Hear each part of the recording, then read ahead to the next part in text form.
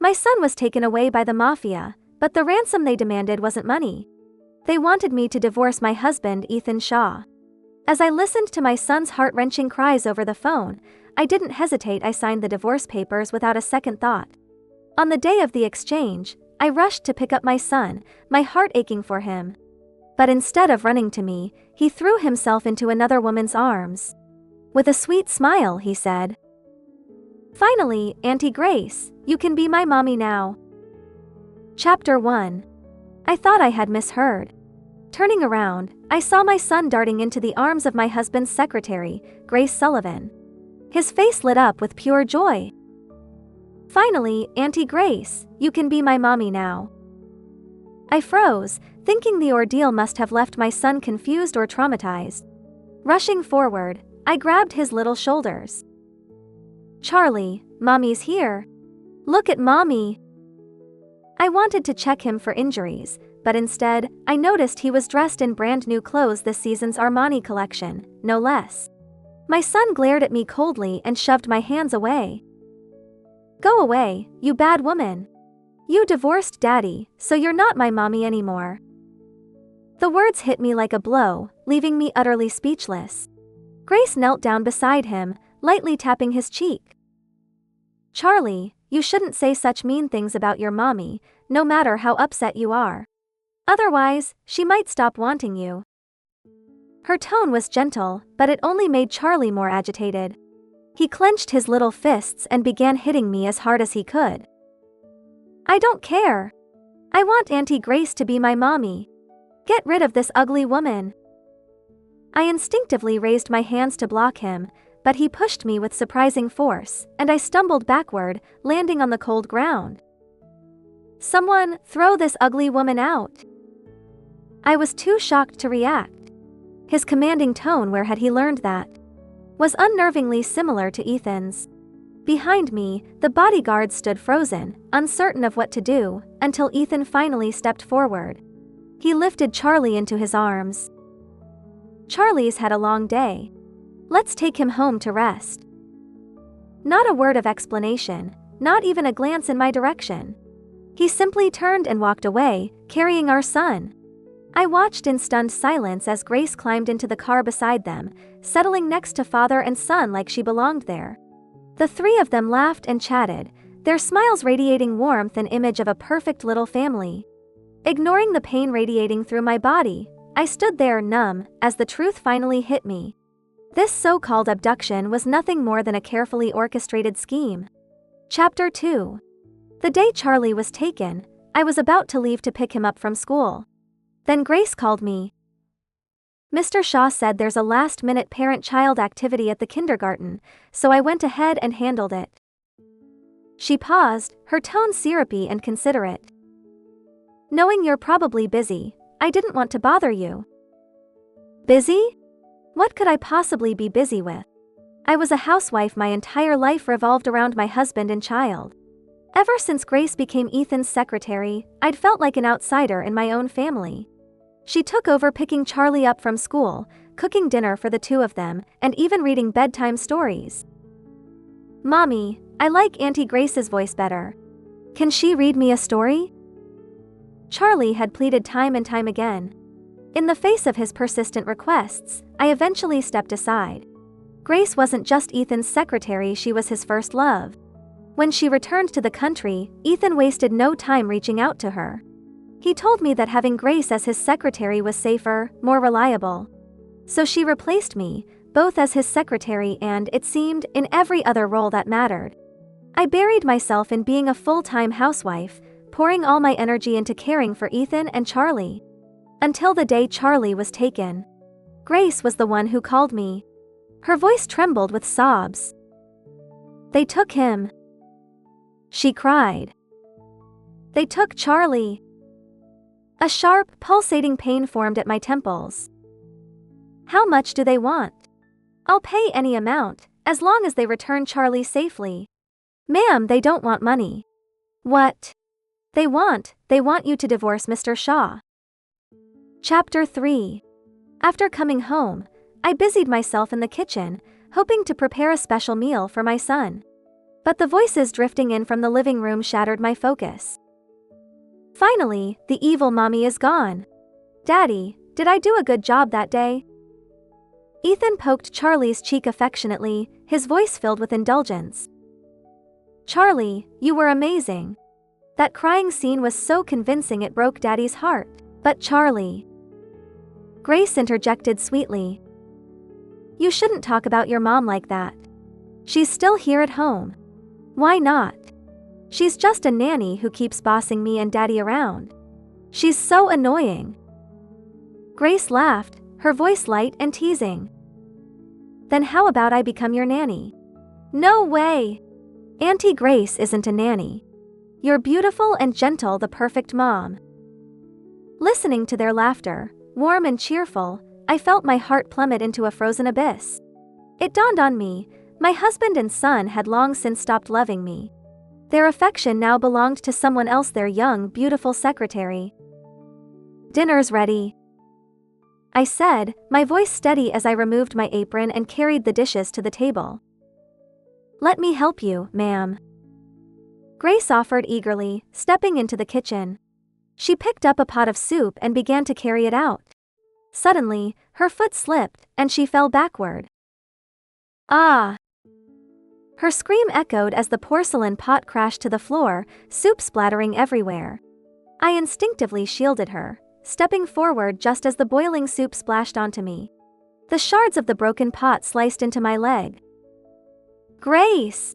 Are you hurt? Auntie Grace, did the soup burn you? I turned to see Ethan and Charlie rushing to her side, their faces full of concern. For me, there was nothing. Charlie's voice was sharp as he scolded me. You bad woman! Were you trying to hurt Auntie Grace? Ethan's eyes, filled with blame, met mine. Why did you fill the pot so full? We couldn't finish that much soup anyway. I bit my lip hard, swallowing my tears. For years, I had worked tirelessly for them, ensuring every detail of their lives was taken care of. But in the end, I felt like nothing more than a fool.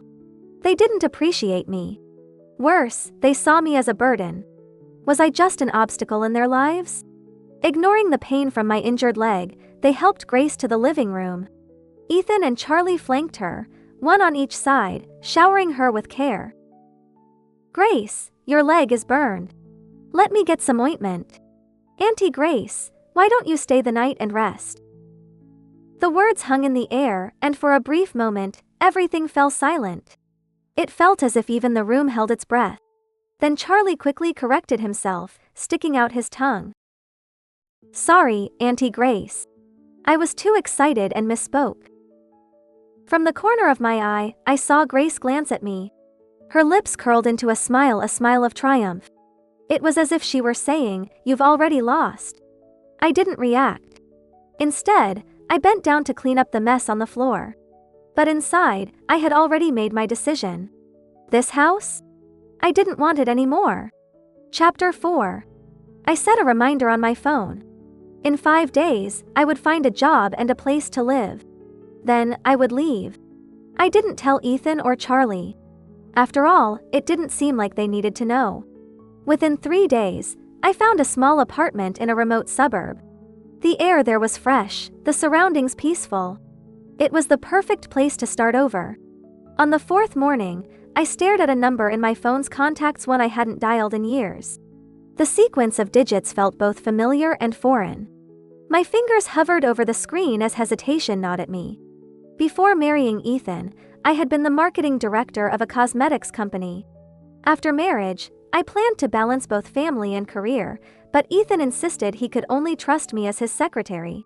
Out of love for him, I gave up my hard-earned career without hesitation. Now, looking back, I felt like such a fool. Nervously, I dialed the number. Before I could even introduce myself, my former boss recognized my voice. His reaction was a mix of surprise and delight. He eagerly suggested we meet. Flattered yet unsettled, I agreed. We set a time and place. Since I wouldn't be home for dinner, I sent Ethan a text, informing him that I had plans and that he and Charlie should sort out their own meals. After all, during my house hunting days, they had happily dined at Grace's place. To my surprise, Ethan called back immediately. "What plans? Where are you going tonight?" His tone was both anxious and irritable, like a child unwilling to share his toy. I wasn't about to tell him the truth, so I lied. "A friend of mine lost her job. She's feeling down and asked me to grab dinner with her." For a moment, I thought I heard him sigh in relief. "That's no big deal. If she can't find a job, I can arrange something for her," he said. Then, after a pause, he added, "You've been quiet these past few days. Everything okay?" Recently, he'd been asking that question a lot, his tone probing, almost tentative. It was so unlike him. When I didn't respond, he continued, as if trying to bridge the silence. "Grace's injury hasn't fully healed. I'll take care of her for another couple of days, but I'll be home for dinner tomorrow."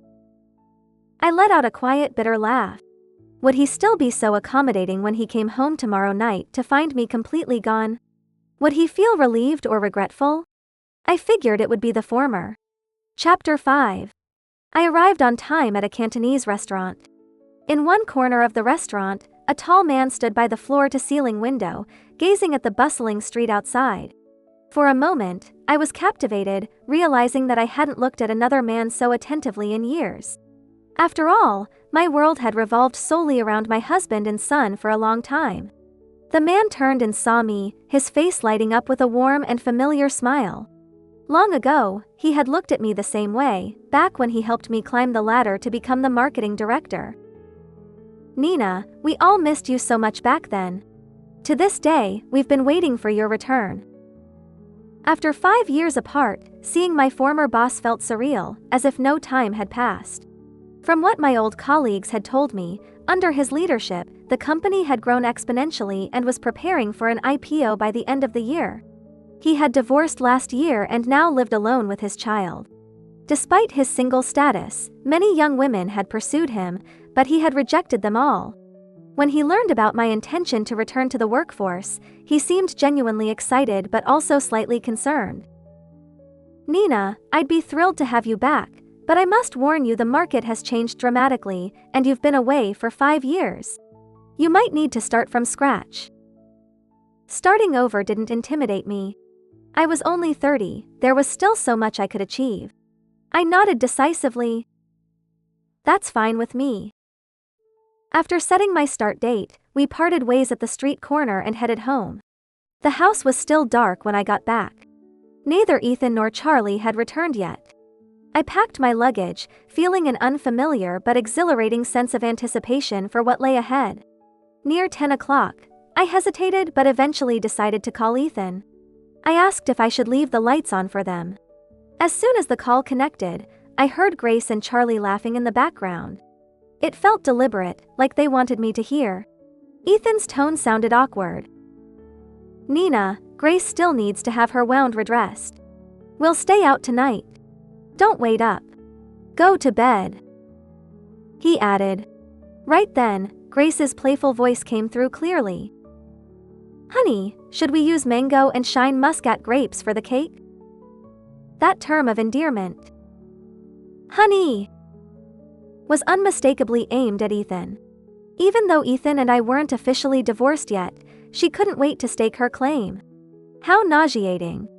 Ethan seemed like he wanted to explain something, but when Grace called him again, he immediately responded. It reminded me of how he used to respond to me, without hesitation. But now, the person he was responding to wasn't me. "Sorry, Grace needs me. I'll talk to you later," he began. Before he could finish, I hung up. Without hesitation, I blocked both Ethan and Grace on my phone and social media. After all, by tomorrow, I'd be starting over. Chapter 6. The next morning, just as I was about to call the movers, my boss phoned. "Are you moving today? Let me come and help." I hadn't expected him to remember such a casual comment I'd made the night before. Half an hour later, he arrived at the house. 2 moving trucks and a group of strong workers accompanied him. "If you need anything, just ask. I know these past few years haven't been easy for you." As he spoke, a little girl in a red dress peeked out from behind him. She looked about the same age as Charlie. She stared at me curiously, then tugged at her father's pant leg. "Daddy, is this pretty lady going to be my new mommy?" My boss chuckled awkwardly. "I'm sorry, my daughter insisted on tagging along." Before he could finish, a childish shout rang out behind me. "Who are you? Why are you calling my mom your mom?" Startled, I turned around. Charlie stood there, his face flushed with anger. He charged forward and pushed the little girl to the ground. Thankfully, my boss acted quickly and caught his daughter before she fell completely, but she was still frightened and started crying. I pulled Charlie aside, my voice sharp. "What are you doing?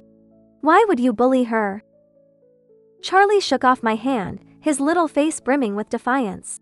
His words, however, were heartbreaking. "No one else is allowed to call you mom. I'm your only son."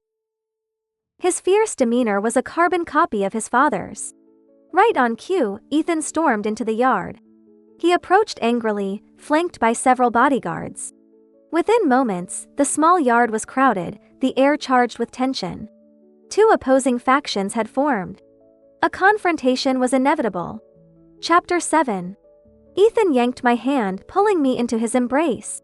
My boss, noticing my distress, tried to step forward to mediate. But Ethan immediately punched him in the face. "Who the hell are you? How dare you barge into my house and try to seduce my wife? Get him!" Ethan commanded, signaling his bodyguards to act. Seeing the bodyguards ready to make a move, I quickly stepped forward to shield my boss. "You've misunderstood," I said calmly.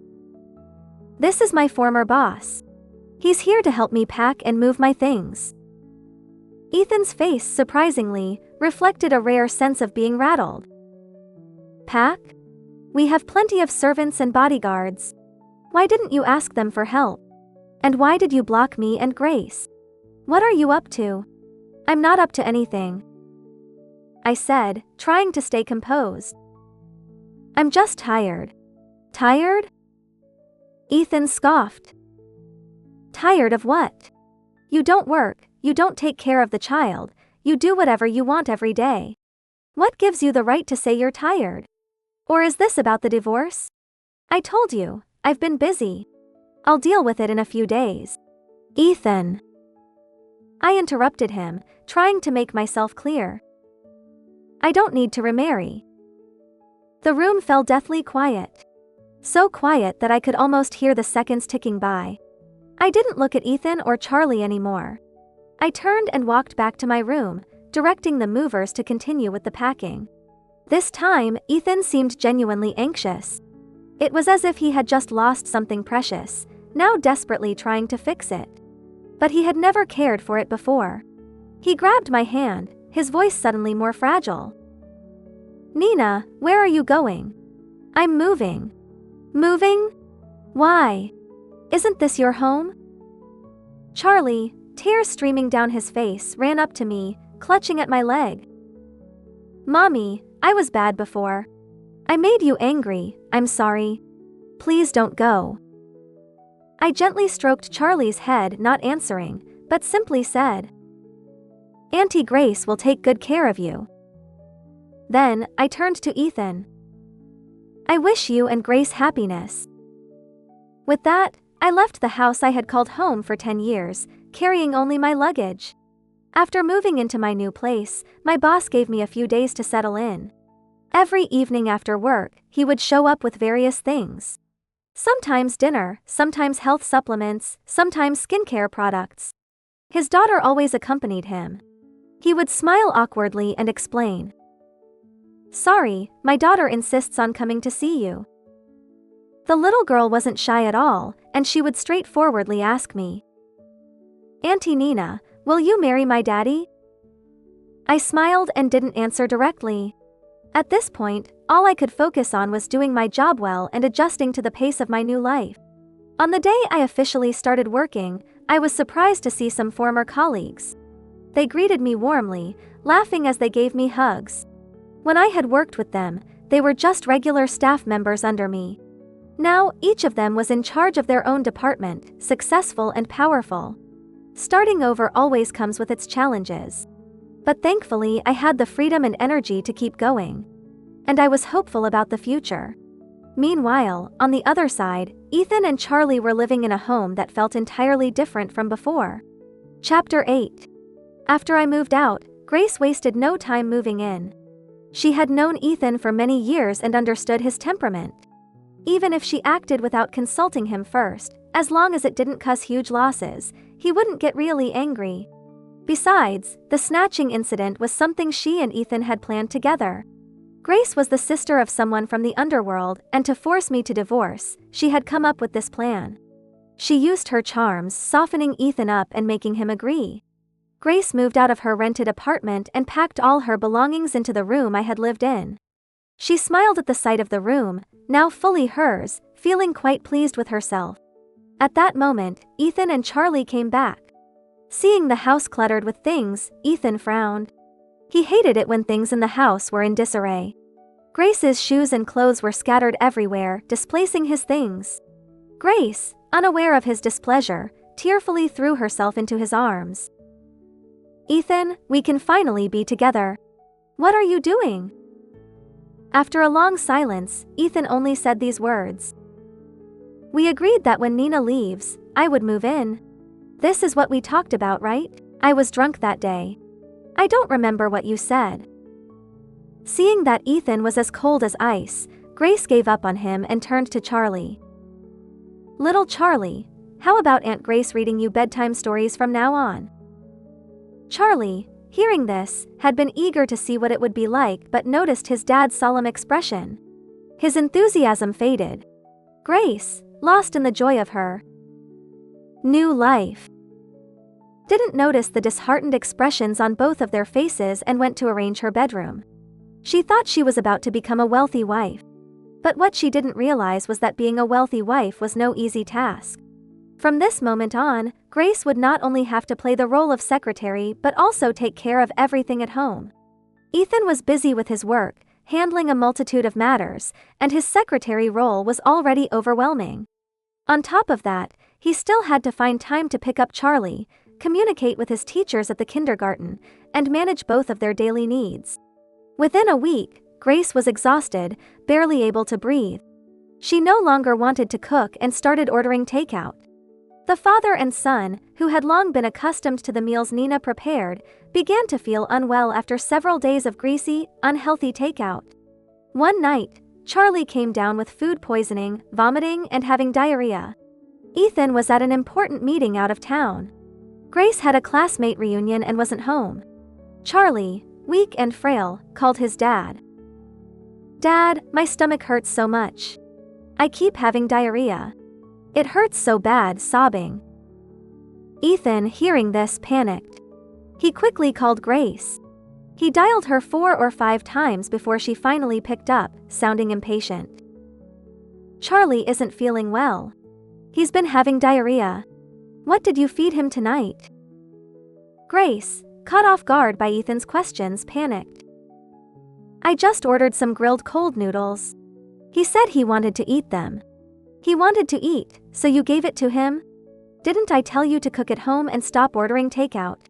Didn't I tell you not to order takeout? Are you even listening to me?" Grace, close to tears, couldn't even enjoy her reunion anymore.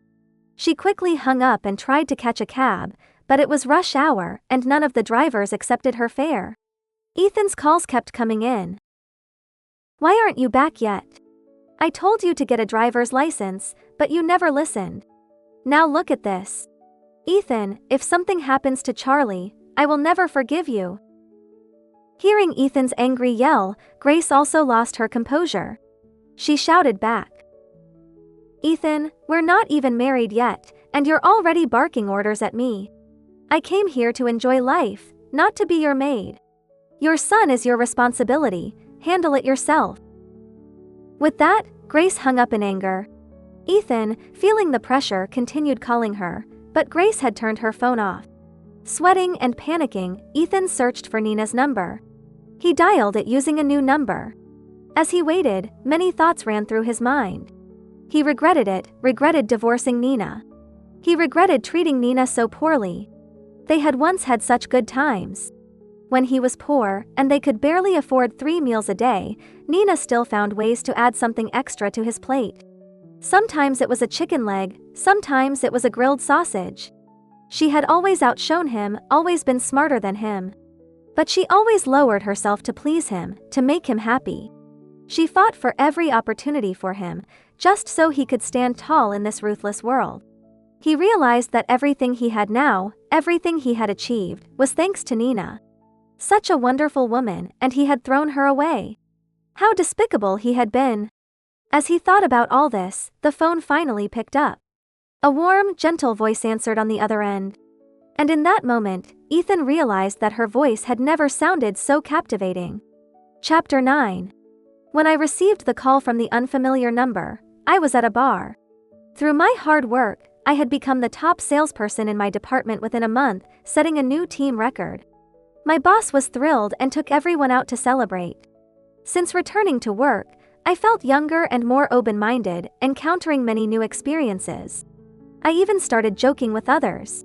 But when I answered that call, I felt my newfound freedom being yanked away. Hello? Nina? It's Ethan. Please don't hang up, Nina. I have an urgent favor to ask. Please help me.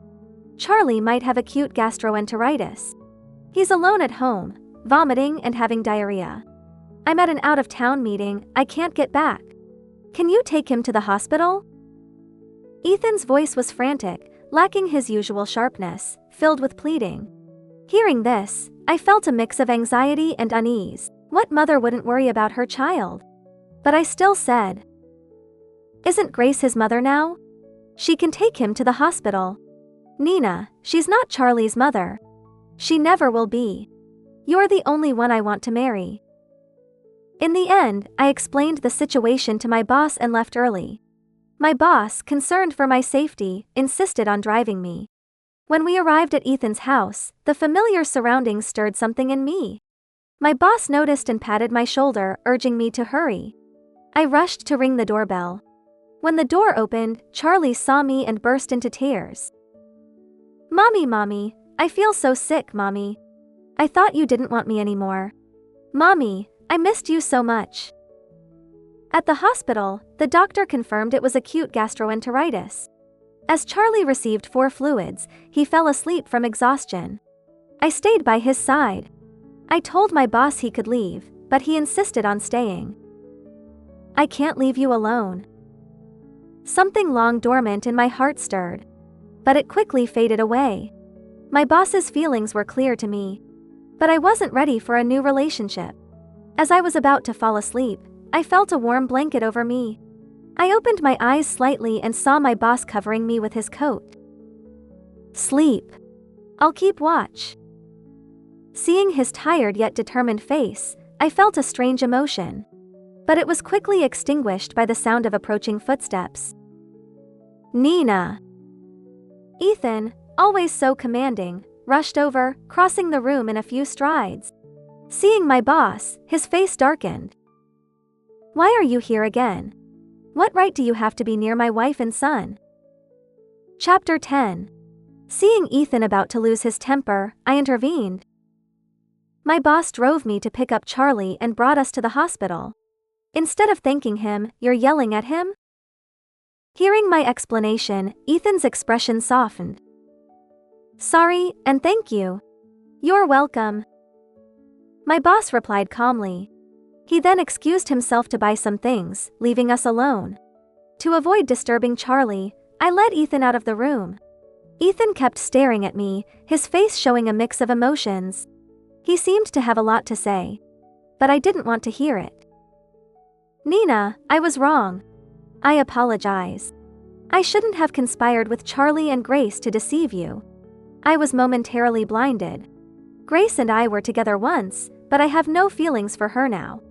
Nina, please come back. I love you and want to remarry. Charlie and I need you. This family needs you." Listening to Ethan's heartfelt confession, I started to laugh. Ethan thought I was finally forgiving him and reached out to hug me. I stepped aside. In all these years of marriage, did you ever consider my feelings? I wanted to pursue my career, but you said your work was more important and needed me as your secretary. When Charlie started school, you said he needed his mother more, so I quit to be a full-time parent. Ethan, you don't love me. You just need a nanny. Ethan's face showed a look of utter despair. I had never seen him like this, not even in our hardest times. Losing a nanny seemed to hit him harder. Charlie's medical bills are paid. He can go home after the 4. My boss is waiting outside. I need to go. Nina. He called after me, and I paused. Do you have feelings for your boss? I sighed deeply and continued walking.